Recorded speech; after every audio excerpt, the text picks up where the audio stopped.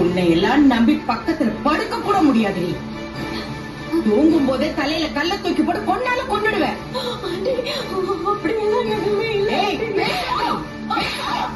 இவ்வளவு தைரியம் இன்னைக்கு என்ன நடக்குதுன்னா, நேத்தோட கண்டினியூஷன்ல மனோஜ் வந்து என்னடா நீங்க 2 பேரும் லூசு மாதிரி பேசுறீங்க அப்படின்னு கேக்குறாரு. அப்ப முத்து சொல்றாரு, லூசு அது நாங்க இல்லடா, இத்தனை நாளா லூசா இருந்தது நீ தான், உன்னை லூசாவே வச்சிருந்தது பார்லர் அம்மா தான். ரோஹிணி அப்படியே பயங்கர ஷாக் ஆகுறாங்க. என்ன பார்லர் அம்மா கரெக்டா அப்படின்னு முத்து கேக்குறாரு. அப்ப ரோஹிணி சொல்றாங்க, போது முத்து ரொம்ப ஓவரா தான் போயிட்டு இருக்கீங்க. ஆண்டி இவரு வேணும்னு அங்கிளை கூட்டிட்டு வந்து என்ன இன்சல்ட் பண்ணிட்டு இருக்காரு, இங்க வாங்க அங்கிள் நம்ம போலாம் அப்படின்னு சொல்லி பிரவுன் மணி கூட்டிட்டு போக பாக்குறாங்க. இப்ப மீனா ரோஹிணி தடுத்து நிறுத்தி, இருங்க ரோஹிணி, இதுக்கு மேல நீங்க எதையும் மறைக்க முடியாது, எல்லாமே ஒரு முடிவுக்கு வந்துருச்சு, இதுக்கு மேலயும் பொய்ய வளர்க்கறது உங்களுக்கு தான் பிரச்சனை. அதுக்கு விஜயா சொல்றாங்க, எனக்கு தலையே பிச்சுக்கலாம் போல இருக்கு, என்னதான் நடக்குது இங்க அப்படின்னு கேக்குறாங்க. அப்ப முத்து வந்து, அம்மா இருங்க, இப்பயே டென்ஷன் ஆயிராதீங்க, முழுசா கேட்டுருங்க. அப்பா இவர் ஒன்னும் மலேசியா மாமா எல்லாம் கிடையாது, இவர் பேரு என்னடா அது அப்படின்னு மனோஜ் கிட்ட கேக்குறாரு. மனோஜ் வந்து வசீகரன் அப்படின்னு சொல்றாரு. அதுக்கு முத்து, அது இல்ல, இவரு கறிக்கடை வச்சிருக்காரு, இவர் பேரு பிரவுன் மணி, ஒரு ஏரியாலேயே ரொம்ப ஃபேமஸ் ஆகும், இங்க யார்கிட்ட வேணா போய் விசாரிச்சு பாக்கலாம். அண்ணாமலை கேக்குறாரு, முத்து இதெல்லாம் அப்படின்னு கேட்கும் போதே, அப்பா சத்தியமா உண்மைப்பா, ஐயா பிரவுன் மணி இப்பயாவது உண்மையை சொல்றீங்களா அப்படின்னு கேக்குறாரு. ரோஹிணியும் மீனாவும் பிரவுன் மணியவே பாக்குறாங்க. அப்ப மீனா சொல்றாங்க, இத்தனை நாள் நீங்க ஒரு குடும்பத்தை ஏமாத்திட்டு இருந்தீங்க, இன்னைக்கு அது கொஞ்சம் உண்மையை பேசுங்க. ரோஹிணி அப்ப வந்து சொல்லிடாதீங்க அப்படின்ற மாதிரி பாக்குறாங்க. நான் இப்ப பிரவுன் மணி வந்து அண்ணாமலை கிட்ட, முதல்ல என்ன எல்லாரும் மன்னிச்சிருங்க, நான் ஒன்னும் ரோஹிணியோட மாமா இல்ல அப்படின்னு சொல்லிட்டாரு. ரோஹிணிக்கு செம ஷாக் ஆகுது. பிரவுன் மணி சொல்றாரு, ஆமாங்க முத்து சொன்ன மாதிரி என் பேரு மணிதான், நான் கறிக்கடை வச்சிருக்கேன், நான் மலேசியாக்கெல்லாம் போனதில்ல. ரொம்பவே ஷாக் ஆகுறாங்க. ரோஹிணி என்ன பண்றதுன்னு தெரியாம நிக்கிறாங்க. இப்ப மனோஜ் வந்து கேக்குறாரு, ஹலோ நீங்க அப்போ ரோஹிணியோட மாமா இல்லையா அப்படின்னு கேக்குறாரு. அதுக்கு பிரவுன் மணி வந்து, இல்லப்பா நான் கறிக்கடை தான் வச்சிருக்கேன், இங்க ஏரியால போடுற டிராமால எல்லாம் நான் நடிச்சிருக்கேன், ரோஹிணியோட ஃப்ரெண்டு வித்யா எனக்கு ரொம்ப பழக்கம், ஒரு நாள் வித்யா ரோஹிணியை கடைக்கு கூட்டிட்டு வந்து நடிக்க சான்ஸ் வாங்கி தரேன், அதுக்கு முன்னாடி நீங்க ஒண்ணு செய்யணும் அப்படின்னு சொன்னாங்க. முன்னாடி நடந்த பிளாஷ்பேக் எல்லாத்தையுமே காட்டுறாங்க. அதாவது ஒரு ஒண்ணு விடாம சொல்றாரு. விஜயாவோட குழப்பம் இப்ப கோவமா மாறுது. மனோஜும் ரொம்பவே ஷாக் ஆகுறாரு. அண்ணாமலை கேக்குறாரு, என்னங்கய்யா இது, அப்ப நீங்க சொன்னது எல்லாமே பொய்யா, இங்க சொன்னதை எல்லாத்தையும் எப்படி நம்பி இருந்தோம், இப்படி ஏமாத்திருக்கீங்க, அப்ப நீங்க பேசினது எதுவுமே உண்மை இல்லையா? முத்து சொல்றாரு, அதுதான் பிளாஷ்பேக் எல்லாத்தையும் ஓபன் பண்ணிட்டாருல்லப்பா, இவரு நடிக்க வந்த மலேசியா மாமா, ஆனா ஒரிஜினல்ல இவரு கறிக்கடை மாமா. அண்ணாமலை கேக்குறாரு, அப்ப ரோஹிணியோட அப்பா ஜெயிலுக்கு போயிட்டாரு, செத்து போயிட்டாரு அப்படின்னு நீங்க சொன்னதெல்லாம் பிரவுன் மணி வந்து, அதெல்லாம் ரோஹிணி சொல்லிதாங்க ஐயா நான் பண்ணேன். மனோஜ் வந்து, அப்ப ரோஹிணி மலேசியால இருந்து வரலையா, உங்க அப்பா பணக்காரங்க இல்லையா அப்படின்னு கேக்குறாரு. பிரவுன் மணி வந்து, அந்த விவரம் எல்லாம் எனக்கு தெரியாது, நான் ரோஹிணியோட மாமா இல்ல. அண்ணாமலை கேக்குறாரு, ஏங்க நீங்க பண்ணது உங்களுக்கே நியாயமா இருக்கா, உங்க வயசுக்கு நீங்க பண்ற விஷயமா இது, எவ்வளவு பொய் எவ்வளவு நடிச்சிருக்கீங்க, எங்க குடும்பத்துல ஒருத்தரா உங்களை பார்த்தோம். பிரவுன் மணி சொல்றாரு, இங்க என்ன திட்டினாலும் நான் வாங்கிதான் ஆகணும், நான் செஞ்சதை நியாயப்படுத்த முடியாது, ஆரம்பத்துல ஏதோ ஒரு விளையாட்டா தான் நடிக்க வந்தேன், போக போக தான் என்ன நடக்குதுன்னே எனக்கு புரிய ஆரம்பிச்சது, என் தொழில் மேல சத்தியமா சொல்றேன், யாரையும் நான் ஏமாத்தி பொழைச்சது இல்ல, நான் இந்த பொய்ய சொன்னது ரோஹிணிக்காக தான், ஆனா காசு பணம் வாங்கிட்டெல்லாம் நான் இதை செய்யல, இந்த பொண்ணு வாழ்க்கையில ஏதோ பிரச்சனை இருக்கு, இதுக்கு உதவி பண்ணணும்னு தான் நானும் நடிச்சேன். ஜெயா ரொம்ப டென்ஷன் ஆகி உட்கார்ந்துட்டு இருக்காங்க. பிரவுன் மணி திரும்ப சொல்றாரு, இந்த குடும்பத்துல நீங்க எல்லாரும் நல்லவங்களா இருக்கீங்க, உங்களை ஏமாத்துறோமேன்ற குற்ற உணர்ச்சி எனக்கு நிறையவே இருந்துச்சு, நான் செஞ்சது தப்புதான், என்ன மன்னிச்சிருங்க ஐயா, நடிக்க வாய்ப்பு கிடைக்கணும் தான் நான் இதை செஞ்சேன், ஆனா போக போக தான் ரோஹிணிக்காக நடிக்க வேண்டியதா போச்சு, இந்த பொண்ணோட எதிர்காலமே என்கிட்ட தான் இருக்கு அப்படின்னு கெஞ்சிச்சு, அதனாலதான் நானும் இத்தனை நாளா நடிச்சிட்டு இருந்தேன், எல்லார்கிட்டயும் நான் மன்னிப்பு கேட்டுக்கிறேன், என்ன மன்னிச்சிருங்க. இப்போ முத்து வந்து விஜயாவை தான் பாக்குறாரு. விஜயா ரோஹிணியை பார்த்து முறைக்கிறாங்க. ஷாக் ஆகி ரோஹிணியை பாக்குறாரு. அப்பா இவரை சும்மா விடக்கூடாதுப்பா, போலீஸ்ல புடிச்சு கொடுக்கணும்ப்பா அப்படின்னு சொல்றாரு. அப்போ முத்து சொல்றாரு, டே இவரு சின்ன அக்யூஸ்ட் தான், மெயின் அக்யூஸ்ட் பார்லர் அம்மா தான், இவரை போலீஸ்ல புடிச்சு கொடுத்தா உன் பொண்டாட்டி மேலதான் கேஸ் வரும், பரவாயில்லையா அப்படின்னு கேக்குறாரு. பொன்மணி வந்து மனோஜ் கிட்டையும், தம்பி என்ன மன்னிச்சிரு, நான் பண்ணது பெரிய தப்பு தான் அப்படின்னு சொல்லிட்டு கிளம்புறாரு. கிளம்ப போது ரோஹிணியை பார்த்து, ரோஹிணி நான் தான் சொன்னேன்ல, ஒரு பொய் என்னைக்குமே நிலைக்காதுமா, என்னைக்கா இருந்தாலும் அது வெளியே வந்துரும், உண்மையை சொல்லியிருந்தா அந்த வலி கொஞ்ச நேரம் தான், ஆனா பொய் சொன்னா அதை காப்பாத்த வாழ்க்கை ஃபுல்லா போராடணும், இப்ப அந்த போராட்டமும் நின்னு போச்சு, இதுக்கு மேல உன் வாழ்க்கையை நீதாமா பாத்துக்கணும், உண்மையா இரு, நான் வரேன் அப்படின்னு சொல்லிட்டு கிளம்புறாரு. இப்ப முத்து சொல்றாரு, நான் ஆரம்பத்திலேயே சொன்னேன் இந்த மலேசியா மாமா மேல எனக்கு டவுட்டா இருக்குன்னு, இப்ப அது சரியாயிடுச்சு பாத்தீங்களா. நான் சொல்றாங்க, ஆமா நான் ஏற்கனவே இவரை ஒரு வாட்டி பார்த்தேன், ஆனா நான் தான் யாரையோ தப்பா பாத்துட்டேன்னு அப்படின்னு நினைச்சிட்டு இருந்தேன். ஆனா ரோஹிணி ஏன் இவ்ளோ பொய் சொல்லி ஏமாத்துனாங்கன்னு தான் தெரியல.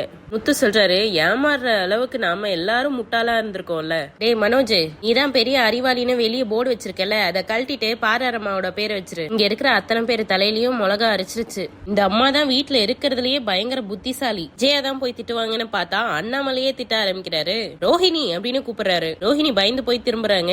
எதுக்கு இவ்வளவு பொய்? இது என்ன வீடா இல்ல டிராமா கம்பெனியா? இவ்வளவு பொய், எவ்வளவு நடிப்பு. நல்ல பொண்ணுன்னு நினைச்சிட்டு இருந்தேன், அவரு சொல்லிட்டு போனதெல்லாம் உண்மையா?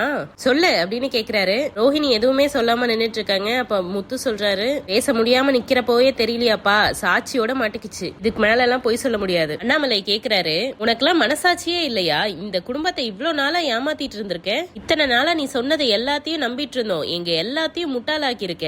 நீ இல்ல அங்கிள் நான் எதுவும் அப்படின்னு சொல்ல வராங்க. அண்ணாமலை அதுக்கு நீ எதுவும் சொல்லாத, உன் கண்ணுக்கு நாங்க எல்லாரும் மஞ்சமாக்கா மாதிரி தெரியறோம்ல.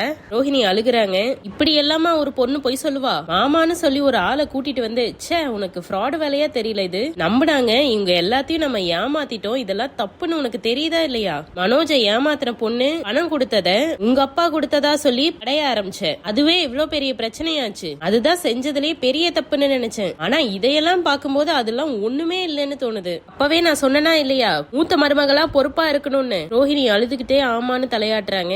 சொன்னீங்க அங்கிள் அப்படின்னு சொல்றாங்க. அப்பாவாத என்கிட்ட உண்மைய சொன்னியா? நீ எப்படி சொல்லுவ? நீ இந்த நிமிஷம் வரைக்கும் பொய் சொல்லிட்டு தானே இருந்திருக்க. முத்துவும் மீனாவும் மட்டும் இதை கண்டுபிடிக்காம இருந்திருந்தாங்கன்னா ஆயுசுக்கு பொய் சொல்லியே எங்களை ஏமாத்திட்டு இருந்திருப்ப.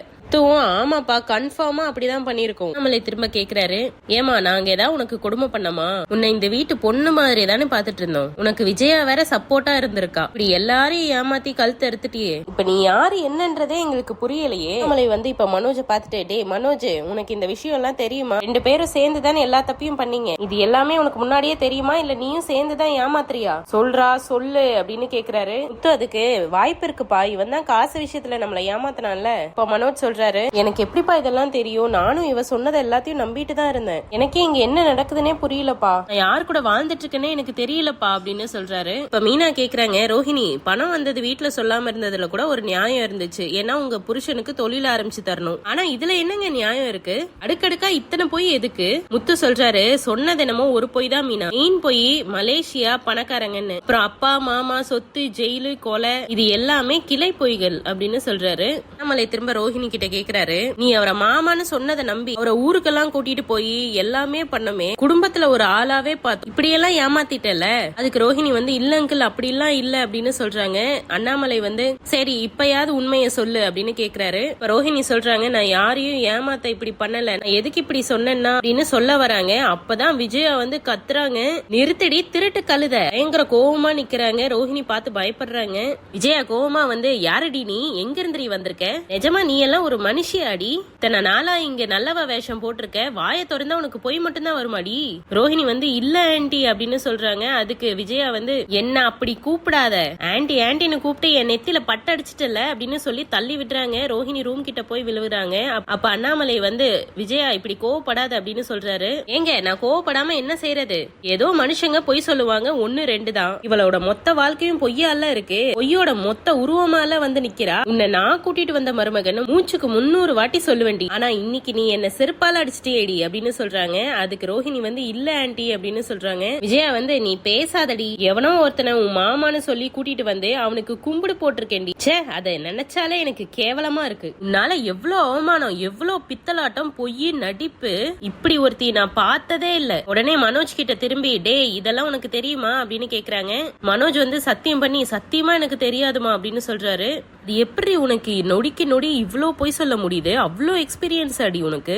நல்லா நம்பி பக்கத்துல படுக்க கூட முடியாதடி, கல்ல தூக்கி போட்டு கொன்னுடுவ அப்படின்னு சொல்றாங்க. அதுக்கு ரோஹிணி இல்ல ஆன்டி அப்படின்னு சொல்றாங்க. உடனே விஜயாக்கு கோவம் ஏய் பேசாதடி அப்படின்னு பலார்னு விடுறாங்க. திருப்பியும் இந்த சைடு அடிக்கிறாங்க, திருப்பி அடிக்கிறாங்க. அடிச்சு அடிச்சு ரூம்கே கூட்டிட்டு போறாங்க. சி உன்னெல்லாம் தொட்டாலே பாவண்டி. நீ பண்ணிருக்கிறதுக்கு பேர் என்ன தெரியுமா? நம்பிக்கை துரோகம். உன்னை நம்பின என்னையே ஏமாத்திட்டியேடி அப்படின்னு சொல்லி அடிக்கிறாங்க. மனோஜ் எதுவுமே பண்ணாம நின்னுட்டு இருக்காரு. உன்னை தலைமையில தூக்கி வச்சு ஆடனண்டி அப்படின்னு சொல்லிட்டு இருக்காங்க. அப்ப முத்து வந்து அதுதான் நீங்க பண்ண தப்பு, தலைமையில தூக்கி வச்சீங்க, காலுக்கு வசதியா இருக்குன்னு தூக்கி மிதிச்சிருச்சு அப்படின்னு சொல்றாங்க. கேட்டியா அவன் என்ன கேள்வி கேக்குறான்னு கேட்டியா? அவன் கிட்ட என்னால பதில் சொல்ல முடியல. அவன் சரியா தாண்டி கேக்குறா. இப்ப அவ கேப்பா, அதுக்கப்புறம் ஊர்ல இருக்கவங்க எல்லாருமே கேட்பாங்க. ஏன்னா நான் கூட்டிட்டு வந்த மருமகளா செடி நீயே, ஊரே என்னதான் காரி துப்ப போகுது அப்படின்னு சொல்றாங்க. பக்கத்துல எல்லாத்தையும் தட்டி விடுறாங்க. ஆன்டி ஆன்டி ப்ளீஸ் ஆன்டி அப்படின்னு ரோஹிணி கேக்குறாங்க. தொடாதரி என்ன அப்படின்னு சொல்லி தள்ளி விட்டுறாங்க.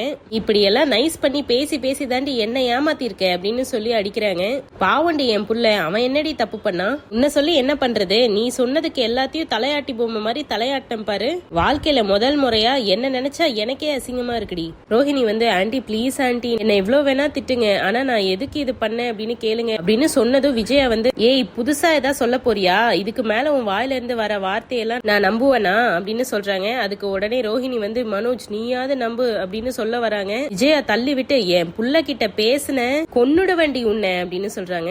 ஏய் உன்னை இந்த வீட்டுக்கு கூட்டிட்டு வந்ததுக்கு எனக்கு நல்லா செஞ்சுட்டடி. உன்னை போய் நம்பி என் பிள்ளைக்கு நானே கட்டி வச்சனே, நீ என்ன சொன்னாலும் நான் நம்பின பாத்தியா? என்ன தாண்டி அடிச்சுக்கணும்? எனக்கு வர்ற ஆத்திரத்துக்கு அப்படியே உன்னை கொலை பண்ணிடுவேனா? இதுக்கு மேல நீ ஒரு நிமிஷம் இந்த வீட்டுல இருக்க கூடாது, வெளியே போடி வெளியே போடி அப்படின்னு அடிக்கிறாங்க.